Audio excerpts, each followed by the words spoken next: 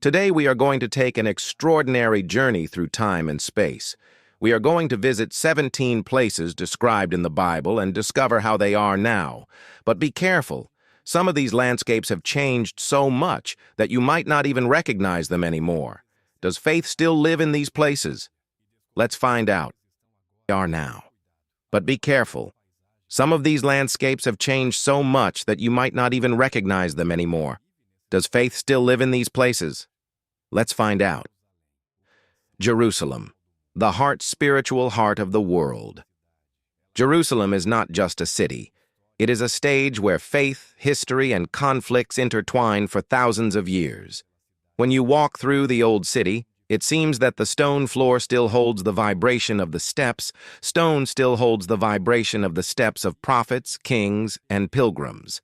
In the time of David, Jerusalem was small, surrounded by walls, but with an importance immeasurable spiritual. Here that Solomon built the majestic temple of the Lord, covered in gold and revered as the place where God dwelt among men. Today this temple no longer exists, more as it was destroyed in the 70s after Christ. Last vestige, the Wailing Wall, continues to be a place where thousands of people place small papers with prayers between the stones. The most impressive is that around excavations reveal streets and steps that are at the exact level where Jesus and the apostles walked 2,000 years ago. It is impossible not to get goosebumps when thinking that those stones witnessed miracles and tears. Bethlehem, the city where the sky touched the earth. A few kilometers from Jerusalem is Bethlehem, a city that carries in its streets a unique moment of history, the birth of Jesus. In the past, it was already known as the city of David, for there the young shepherd was anointed king by Samuel.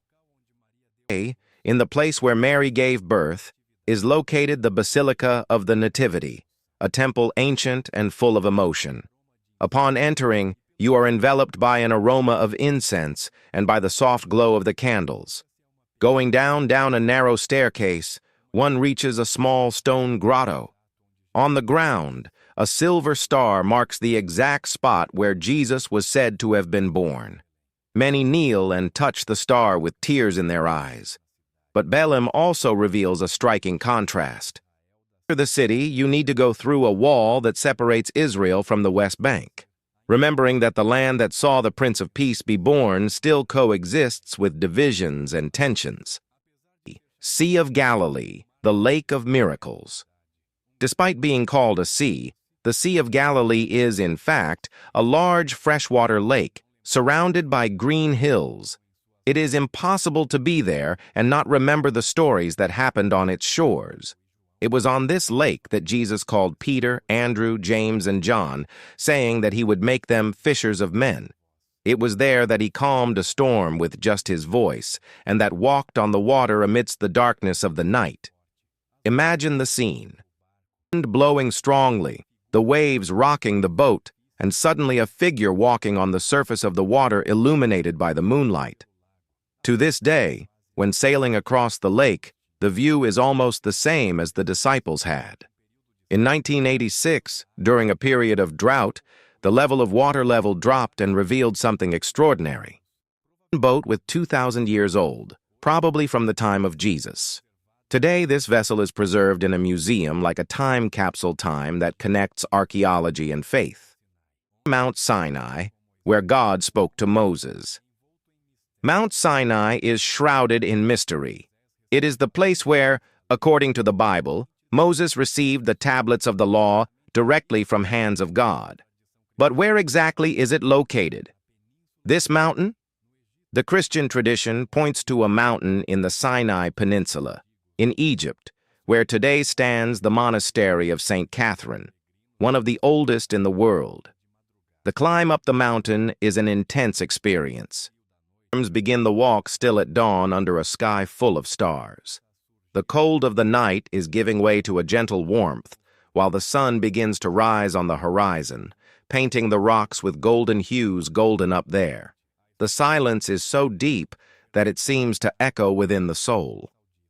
Curiously, there are scholars who argue that the true Sinai is in Saudi Arabia, based on details biblical and geographical. The exact location, the feeling for those is there is the same. A place where the sky and the earth meet in an indescribable way. Indescribable. Dead Sea, the lake that does not knows life. The Dead Sea is one of the strangest and most fascinating places on planet. Located on the border between Israel and Jordan, it is more than 400 meters below sea level, the lowest point on Earth. Its water is so salty, with a concentration 10 times greater than that of the oceans, that no fish or plant can survive there. Enter the water, you don't swim floats. It's as if the lake itself were pushed you upwards. But what most draws attention is the biblical story that involves this region. Near the Dead Sea were the cities of Sodom and Gomorrah, destroyed by fire and sulfur because of their wickedness. Geologists and archaeologists explore caves and salt formations that resemble columns human, like the famous wife of Lot, who, according to the biblical account, turned into a statue of salt when she looked back. Beside that, on the slopes of the Dead Sea were found the Dead Sea Scrolls, scrolls over 2,000 years old that preserve biblical texts almost intact. It's as if this sterile and silent were a natural vault, keeping secrets of the past. Jericho, the city that fell to the sound of trumpets. Jericho is considered one of the city's oldest cities in the world, with more than 10,001 years of history.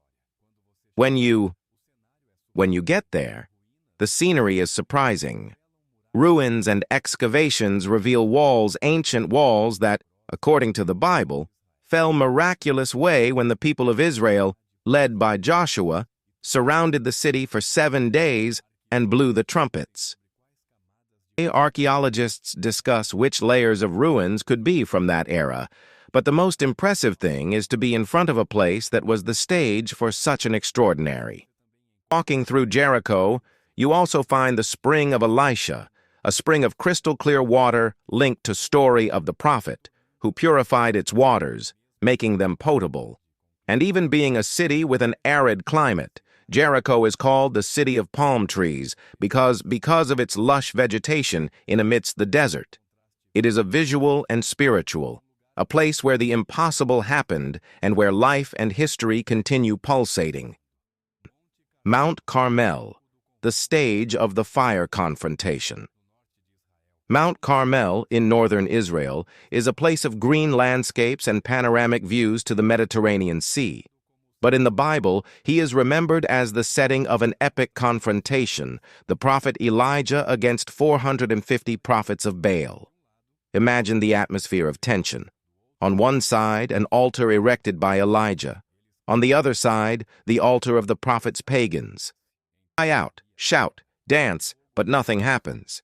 Then Elijah prays and a fire comes down from the sky, consuming the sacrifice, the stones and even the water around. Today, at the top of Mount Carmel, there is a monastery called Maraka, which means the place of the burning, marking the traditional site of this event. There, it is possible to see the valley of Jezreel, the stage for other stories biblical, and, according to some, a setting prophetic for future events. Being there is to feel that faith, when genuine, can literally change the course of history. Capernaum, the city of Jesus. Capernaum, on the shores of the Sea of Galilee, is a small place, but with an immense weight in the narrative of the New Testament. It was called the City of Jesus because he lived there for a period, teaching in the synagogues and performing miracles. As you walk through its ruins, you see the base of an ancient synagogue built with stones white, probably on the same place where Jesus preached about the bread of life. I is the house that tradition attributes to Peter, where Jesus would have healed his mother-in-law. But there is also a certain silence in the air, a reminder of that, despite having witnessed so many miracles, Capernaum was harshly reprimanded by Jesus for the lack of repentance. Today, this village in ruins is an open-air museum where the past and spiritual lessons keep speaking. Damascus, the city of conversion. Damascus, the capital of Syria, is considered one of the most oldest, continuously inhabited cities in the world. records of occupation of more than 4,000 years. But what makes it fascinating in the biblical narrative is its connection with Saul of Tarsus. Imagine Saul, determined to learn about followers of Jesus, traveling along the dusty road that connects Jerusalem to Damascus. Suddenly, a light stronger than the sun envelops. Falls to the ground and hears a voice, "Saul, Saul, why do you persecute me?" Today, this road still exists, and in the center of Damascus, there is a street called Straight Street, mentioned in Acts 9. You can walk along it, surrounded by ancient buildings and markets colorful, and imagine Ananias, a disciple, going to meet the now blind Saul to pray for him. Also possible to visit a chapel built at the site, where, according to tradition, Paul regained his sight.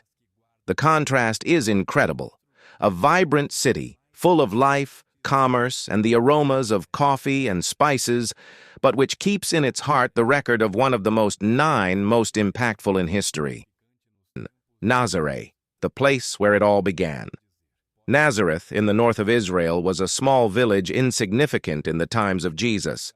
So much so that Nathanael even said, "Can come anything good from Nazareth?" But it was precisely here that the angel Gabriel announced to Mary that she would be the mother of the Savior. Today, Nazareth is a city vibrant, but its old neighborhood preserves narrow streets, stone buildings, and workshops that evoke the simple daily life of the time. Basilica of the Annunciation, imposing and modern, was built on the ruins of the house, where, according to tradition, Mary would have received the announcement from the angel. The interior of the basilica is a spectacle. Colorful stained glass, mosaics coming from various parts of the world, and a silent atmosphere, as if still awaited the echo of celestial words. There is a living museum called Nazareth Village, which recreates houses, plantations, and tools from the century first. Walking there is like going back in time, and imagine Jesus running through the streets, helping Joseph in the carpentry, and living with neighbors who never would imagine who he really was. 7. Ephesus, the city of letters and spiritual confrontation. Located in present-day Turkey, Ephesus was one of the city's most important cities of the Roman Empire and is cited in the New Testament several times. It was to the Church of Ephesus that Paul wrote one of his most deepest about faith and armor spiritual. Also hear that he faced strong opposition for preaching against the idolatry of the goddess Artemis. When you visit Ephesus today, what you see is simply impressive. Streets paved with marble, columns gigantic, theaters that could accommodate up to 25,000 people, and the famous Library of Celsus with its almost intact facade. Through these ruins is imagining Paul preaching in the amphitheater, challenging the culture and religion of the time. It is also think about the book of Revelation, where the church of Ephesus is praised for its perseverance, but warned for having abandoned her first love. Caesarea Maritima, the port of the Gentiles. Built by Herod, Caesarea Maritima was a masterpiece of engineering at that time, located on the edge of the Mediterranean. She had an artificial port, luxurious palaces, hippodrome, and amphitheater. But in the narrative biblical, it is especially remarkable for being the place where the Apostle Peter, guided by a vision, preached for the first time to a Gentile, the centurion Cornelius, marking a decisive moment in the expansion of the gospel.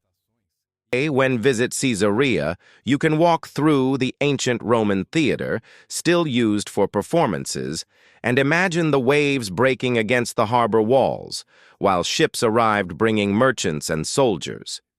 The mosaic floor of the palaces is still there, and the view to the sea is breathtaking. It is also the place where Paul was arrested before being taken to Rome, which gives this archaeological site a historical and unique spiritual. Between Roman luxury, and the simplicity of Christ's message, Christ makes Caesarea one of the points most emblematic to understand the transition of Christianity from the world Jewish to the Gentile world. Mount Nebo, Moses' last look. Imagine Moses, already advanced in age, his feet firm on the rock, the wind blowing strong, bringing the smell of earth and vegetation of the valley below. He leans on his staff, his eyes fixed on the horizon. Tells him that from there he will see the promised land, but will not enter it in it. Mount Nebo, located in present-day Jordan, is more than 800 meters above sea level. From that point, it is possible to see the Dead Sea, the Jordan River, and on clear days clear even to the hills that surround Jerusalem. In the Bible, specifically in Deuteronomy 34, we read about this exciting moment. Sees Canaan, but his mission ends there. Today, whoever visits the site finds a church memorial built to remember this moment and beautifully preserved Byzantine mosaics. Preserved. It's as if time had stopped and it was still possible to feel the tension of a man who dedicated his life to a promise, but could not cross the final limit. A sense of reverence takes hold of any visitor. It is the exact spot where one of the greatest biblical leaders contemplated, but did not step into the fulfillment of the promise divine. Shiloh, the first center of worship of Israel. Before Jerusalem became the spiritual heart of Israel, there was a time when Shiloh was the religious center of the people. It was here that the tabernacle, the tent of meeting built by Moses, remained for more than 300 years. According to Joshua 18 and Judges 21. Imagine the sound of thousands of people arriving to offer sacrifices and celebrate the feasts of the Lord. Of incense and burnt meat hung in the air. Children ran, families were talking, and priests in linen robes, hurried by to fulfill their duties.